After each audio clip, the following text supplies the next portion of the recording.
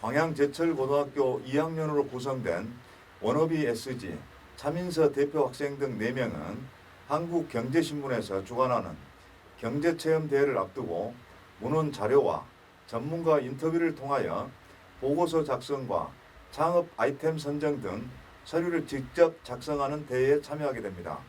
이를 위해서 워너비 SG팀은 광양시에서 운영되는 사회적 기업의 방향성과 한계점의 생생한 정보를 얻기 위해 일자리를 만들어가는 사회적 기업 모아나눔을 운영하는 김복권 대표를 만나서 사회 경제 전반에 대한 궁금증을 풀어나가는 시간을 가졌습니다. 안녕하세요. 저는 광양제철고등학교 2학년에 재학 중인 이민지입니다. 저도 우선 사회적 기업에 대해서 지금은 잘 모르는데 이번 기회를 통해서 많이 알아가는 기회 가졌으면 좋겠고 인터뷰 요청을 응해주셔서 감사합니다. 반갑습니다. 안녕하세요. 저는 광양제철고등학교에 재학 중인 2학년 진빈입니다. 이번 기회를 통해서 사회적 기업에 대해서 알아갈 수 있는 그런 좋은 기회가 됐으면 좋겠습니다. 안녕하세요. 저는 저희 팀 대표를 맡고 있고 연락을 드리게 된 2학년 차민서입니다. 내 소개를 간단히 드리자면 나는 모아나눔이라는 사회적 기업을 지금 3년째 운영을 하고 있어요. 모아나눔이라는 사회적 기업은 주로 이제 관양 시민들한테 좋은 음료수, 깨끗한 물을 제공하기 위해서 우리 회사에서 직접 설계 제작한 정수기를 관양시에서 시민들에게 보급하고 있는 업체로 우리 모아나눔은 나름대로 어떤 사회적 기업으로서 기반을 다졌는데 관양시에 우리 말고도 사회적 경제를 실현하려고 하는 좋은 기업인들이 한 60분 정도가 계시는데 이분들이 아직까지는 어떤 경제 기반이 약하다 보니까 어려움에 많이 처해 있어요. 그래 이분들을 같이 상생 발전시켜 나가려고 2018년 7월 17일 날 광양시 사회적 경제 네트워크라는 거를 관양시하고 공동으로 만들게 됐어요. 그래서 내가 광양시 사회적 경제 네트워크라는 그 조직의 대표를 맡고 있는데 주로 이제 사회적 기업하고 협동조합, 마을 기업, 사활 기업 그리고 마을 공동체 사업을 사회적 경제 조직이라고 지금 법으로 정의를 하고 있어요. 지금 64개의 사회적 경제 기업이 있어요. 64개의 사회적 경제 기업하고 중간 지원 조직이라고 해서 이거 관공서도 있고 관공서하고 사회적 경제 기업인들을 중간에서 지원해주는 중간 지원 조직이라고 이제 뭐 사회적 경제 통합 지원센터가 있고 광양시 사회적 경제 지원센터가 있고 그리고 이제 광양시청에도 담당 공무원들이 있어요. 여기는 이제 투자 일자리 지원 팀에서 담당을 하고 있는데 이게 이런가 공무원과 중간 지원 조직과 사회적 경제 당사자들이 전부 다 같이 힘을 합쳐서 어떤 사회적 경제를 이루어내기 위해서 하나의 그 네트워크를 구성해가 있어요. 이거를 사회적 경제 네트워크라고 우리가 이름을 붙여놨습니다. 다음 질문 드리겠습니다.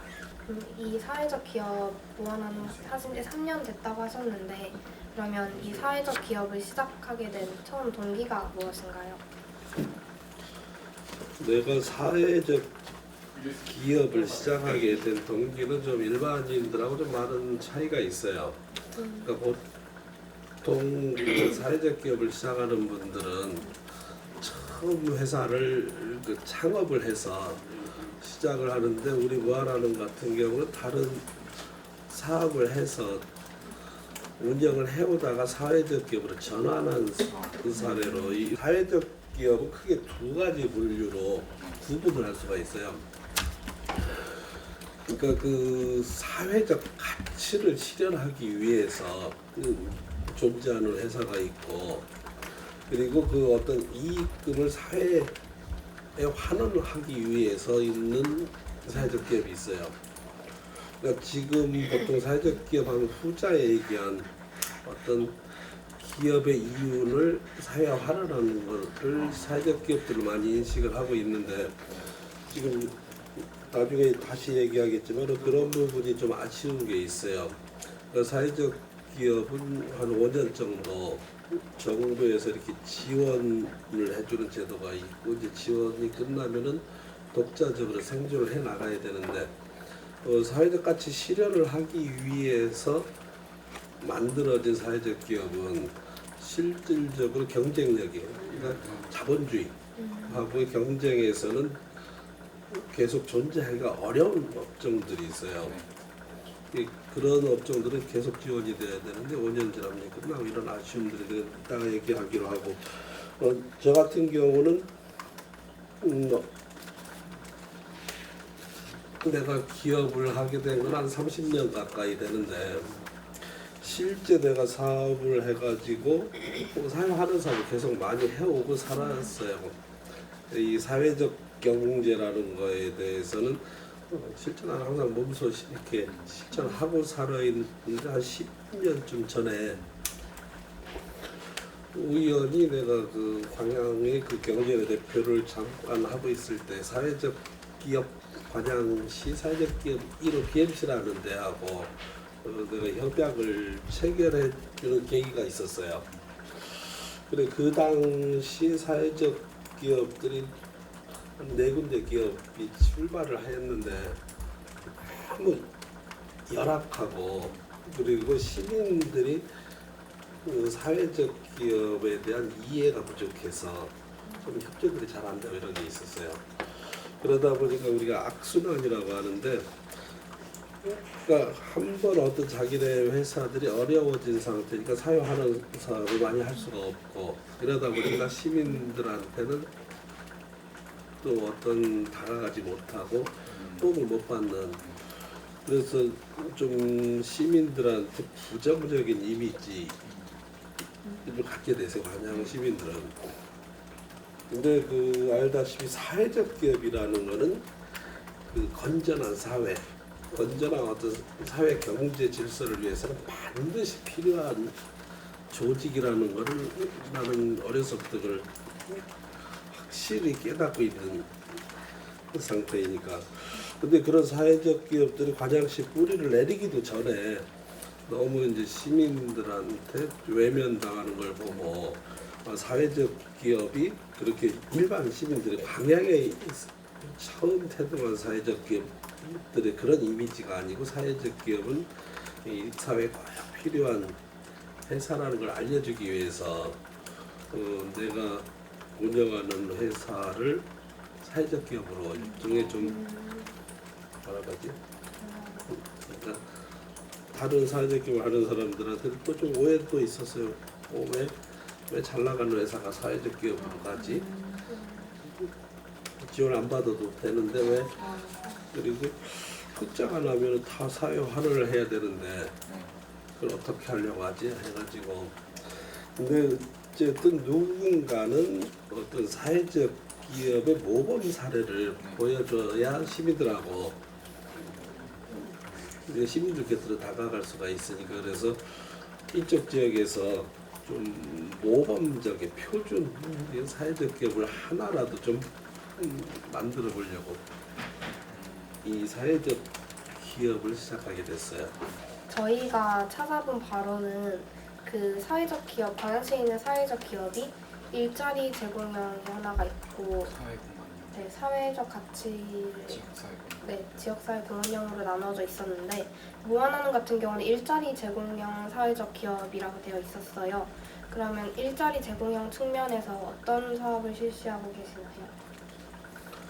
지금 우리 회사에서는 일자리 제공 형태로는 취약계층이라고 우리가 분류를 하는데 우리 회사에서 취약 근무하시는 전체 직원 중에 지금 60% 정도가 취약계층이에요.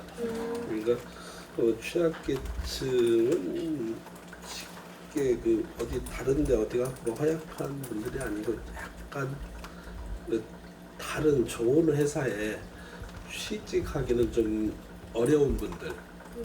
그러니까 예를 들어 나이를 많이 드셔서 퇴직을 하셨다든가 뭐 이런 분들을 우리 회사에서 고용을 해가지고 어떤 일자를 만들어주는 형태.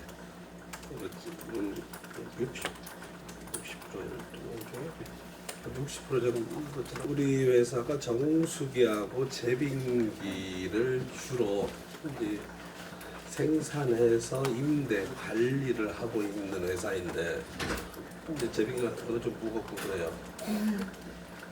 그래서 그 나이 드신 분들도 그런 일을 할 수 있도록 이제 장비를 좀 많이 갖추고, 그러니까 예를 들어 계단에 무거운 걸 들고 올라가려면은 나이 드신 분들이 어렵잖아요. 근데 여자분들도 할 수 있을 정도로 이렇게 이제 계단을 자동으로 움직이는 장비라든가 이런 이제 많은 장비들을 보유하고 그런 사람들이 편하게 일할 수 있도록 이렇게 제공을 해주고 있습니다. 그러면 이 5번 질문 같은 경우는 저희가 이번 탐구를 하면서 가장 궁금한 점이기도 하고 저희가 이 주제를 선정하게 된 계기가 되는 질문인데요. 사회적 기업은 표면적으로 보았을 때는 기업의 본래 목적인 이윤 추구와는 조금 거리가 먼 것처럼 느껴지는데 무한나눔은 어떻게 보면 사회적 기업이라 하더라도 이윤을 내야 하는 기업이기 때문에 그런 측면에서 이윤 추구에 있어서는 어떤 노력을 기울이며 이 부분에 대해서는 어느 정도 성과를 얻고 계시는지 질문드리고 싶습니다. 혼자 얘기했던 사회적 가치를 실현하기 위한 기업. 그러니까 그런 기업들은 이윤 추구보다도 그러니까 관에서 직접 해야 하기는 좀 그렇고, 예를 들어 시청에서 뭐 아이 돌봄이라든가 이런 거를 시청 공무원들이 직접 할 수는 없잖아요, 그죠? 근데 그런 거를 영리 목적으로 하면은 또 예를 들어 돈을 벌기 위해서 아이를 봐준다든가 뭐 노인 어르신들 뭐 모욕 서비스나 이런 것들을 갖다가 돈을 벌기 위해서 하면 또 그것도 말이 안 되잖아, 그러죠? 근데 그걸 일일이 또 공무원들이 시청에서 직접 하면 또 운영이 잘 안 돼요, 그게. 그래서 그런 업종들이 상당히 있어요. 그게 이제 꼭 사회에는 필요한 일이지만은 그게 어떤 돈 벌기 위해서 했을 때는 경쟁력이 턱없이 떨어지다든가 어떤 가격이 너무 올라간다든가, 그래서 그런 거는 정말 그 사회 가치 실현을 필요한 기업이기 때문에 이윤 추구하고는 거리가 멀게 존재해야 되는 사회적 기업이고, 그러니까 그런 사회적 기업이 있고, 아까 내가 얘기한 우리 회사 같은 경우는 그 이윤을 그 개인이 가져가지 않고 사회에 다시 환원해주는. 내가 특히 이제 정수기라는 품목을 하고 있으면서 내가 잠시 그 사회적 경제를 했을 때 얼마나 큰 차이가 있는지를 내가 잠시 설명을 해드릴게요. 정수기라는 품목 하나를 가지고 보통 우리 가정에서 사용하고 있는 유명 브랜드 정수기들이 지금 이제 렌탈 빌려주는 걸 위주로 하고 있지만은 그를 렌탈비를 전부 합해 보면은 약 5년 동안 빌려 쓴다고 한다든가 그 제품을 현금을 좀 구입을 했을 때 200만 원 정도가 들어갑니다, 보통. 5년 동안. 예를 들어 그런 정수기를 돈으로 산다고 하면은 한 200에서 250만 원 정도 해요. 그러면은 예를 들어서 200만 원이라 치고 이 중에서 그 우리가 시중에 많이 나와 있는 뭐 A사 제품을 관양 소비자가 구입한다고 했을 때 그러니까 200만 원이라는 돈을 소비자는 지출을 했다고 가정을 해요. 200만 원을 지출을 했을 때 200만 원 중에서 광양시에 소비되는, 그러니까 광양시에 그 정수기를 뭐 유지 보수한다든가 하기 위해서 지출되는 비용, 이거는 약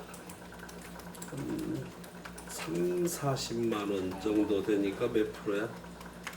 15%에서 약 한 20%. 그러니까 아주 높게 잡아도 30%를 넘지 않아요. 나머지 그럼 예를 들어 20%를 했을 때 80%, 그러니까 20%는 이 지역 사회에 다시 환원이 되고 80%는 관양시하고 전혀 상관없는 서울이 됐든 외지로 올라갑니다. 200만 원 중에서 그러면은 예를 들어 120%면은 160만 원은 서울로 가버리고 이 지역에는 40만 원밖에 벌어지지 않죠. 네. 그럼 이 지역에 있는 돈이 160만 원이 사라진 거야. 네. 그런데 우리 회사 같은 경우는 이게 정반대 현상이 나와요. 그러니까 예를 들어 똑같이 우리 회사에서 생산해서 이 지역에 판매하는 정수기를 소비자가 200만 원을 우리 모아나눔에다 줬을 경우에 이 중에서 우리가 그 필수 부품을 구입하기 위한 일부 부품값만 서울로 가요. 네. 그러니까 약 한 10%에서 반대로 한 10%에서 20% 이내 돈만 외지로 가고 나머지 거의 한 80% 이상이 다시 광양 지역에서 환원이 됩니다. 그 돈이. 이것이 사회적 경제 필요성이라고 나는 생각을 하고 있어요.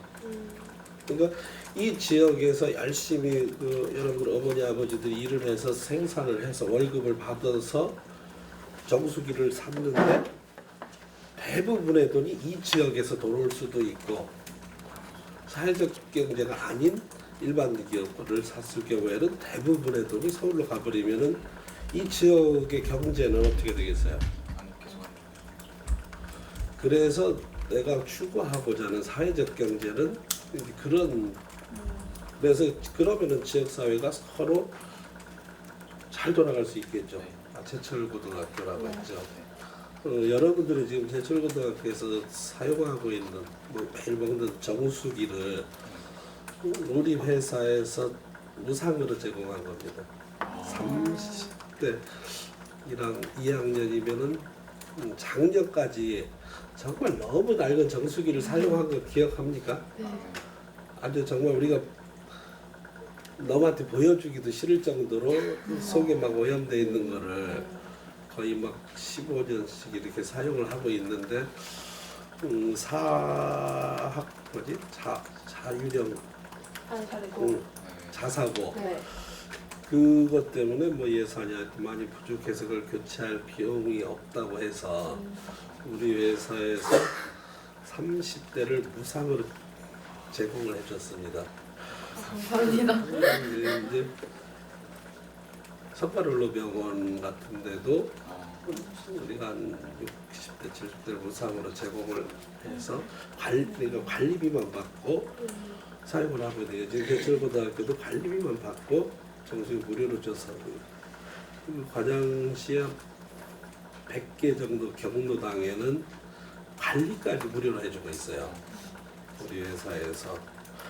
그러니까 이게 내가 이 지역에서 정수기를 만들어서 이 지역에 판매를 하는 사회적 기업이니까 가능한 것이지.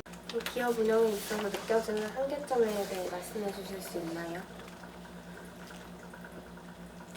아직까지 시민들이 사회적 기업, 사회적 경제를 이해하시는 분들이 많지 않다 보니까 좀 전에 내가 얘기했던 대로 시민들이 같이 동참해서 사회적 기업의 물건들을 같이 이용을 해주고 동참을 해줘야 이 사회적 경제가 튼튼하게 살아갈 수 있는데 아직까지는 좀 시민들한테 홍보가 부족해서 그런 정확한 사회적 경제 기업으로서의 역할이 아직 좀 부족한 상태에 있어요. 특히 요즘 아파트 시대가 되다 보니까 너무 지역 주민들 간의 소통이 부족해서 이런 걸 갖다 널리 알릴 기회가 부족한데 지금 우리 사회적 경제 네트워크하고 관양시하고 특히 그 여러분들 같이 이 정말 우리 멋진 젊은 친구들이 같이 나서서 이제 사회적 경제가 꼭 필요하다는 거는 이해를 하겠죠. 네. 근데 엄마들한테도 집 아빠들한테도 이 사회적 경제는 정말 좋은 거니까 사회적 기업들하고 같이 많이 좀 살아갈 수 있도록 노력해 주세요. 그렇게 해주면은 우리 사회적 경제인들이 훨씬 더 힘을 내가지고 좋은 일들을 많이 해나갈 수가 있는데 지금 현재 가장 한계가 좋은 물건들, 좋은 서비스를 개발을 해도 그게 소비자들한테 다 전달이 되지 않고 있는 게 가장 그 사회적 기업의 한계인 상태예요. 그러면 마지막으로 그럼 그 한계점을 극복하고 앞으로 말씀하신 대로 광양시 내에서라도 사회적 경제가 잘 운영되기 위해서 그를 구성하는 사회적 기업으로서 나아가야 할 방향성이 무엇인가요? 지금 우리 사회적 경제가 우리 실제 역사가 한 10여 년밖에 안 돼요. 그러다 보니까 이제 사회적 경제인들도 아직까지는 좀 역량이 좀 부족한데 우리가 이렇게 사회적 경제 네트워크라든가 이제 경제 이런 여러 가지 행사나 그리고 이제 우리 네트워크에서 컨설턴트를 양성을 해서 사회적 기업들한테 거꾸로 교육도 많이 이렇게 시키고 또 품질관리 교육도 최근에 내가 개발을 정부기관하고 연계해서 그래서 사회적 기업들이 생산하는 물건의 품질도 훨씬 더 향상을 시키고 그리고 좀 더 시민들하고 자주 어울릴 수 있도록 어떤 좀 사람들을 많이 모이는 공간에 이 사회적 경제인들의 프리마켓 이런 좀 장터를 자주 열어서 시민들과 소통할 수 있도록 이렇게 준비를 하고 있고 그리고 전국적인 또 종합상사 형식으로 그 사회적 경제 기업들이 좀 영세한 기업들이 많으니까 힘을 합쳐서 일종의 판매자 협동조합처럼 그런 이제 그 판매 조직을 따로 만들고 있어요 지금. 그러니까 관양시 사회적 경제인들의 공동 판매망, 다음 전라남도 판매망, 대한민국 판매망을 전부 다 온라인화해가지고 그러니까 여러분들이 어떤 나 사회적 경제 조직에 있는 물건을 사고 싶은데 어디 가서 뭘 살지도 모르잖아, 그죠? 네. 그런 거를 갖다 인터넷 들어가서 한눈에 여러분들이 그런 걸 쇼핑할 수 있도록 이제 그런 어떤 시스템을 지금 진행을 하고 있어요. 아마 금년 하반기쯤 되면 여러분 부모님들이 쉽게 인터넷 들어가서 사회적 경제 마켓에 들어오시면은 좋은 물건들을 저렴하게 이렇게 구입하면서도 그 돈이 또 사회 경제에 이바지할 수 있는 그런 시스템을 만들어 나가려고 지금 준비가 한 80% 이상 진행돼 있어요. 질문 있으면 하려고 했는데 너무 말씀을 자세하게 자세하게 해주셔서 해주셔서 네. 감사합니다.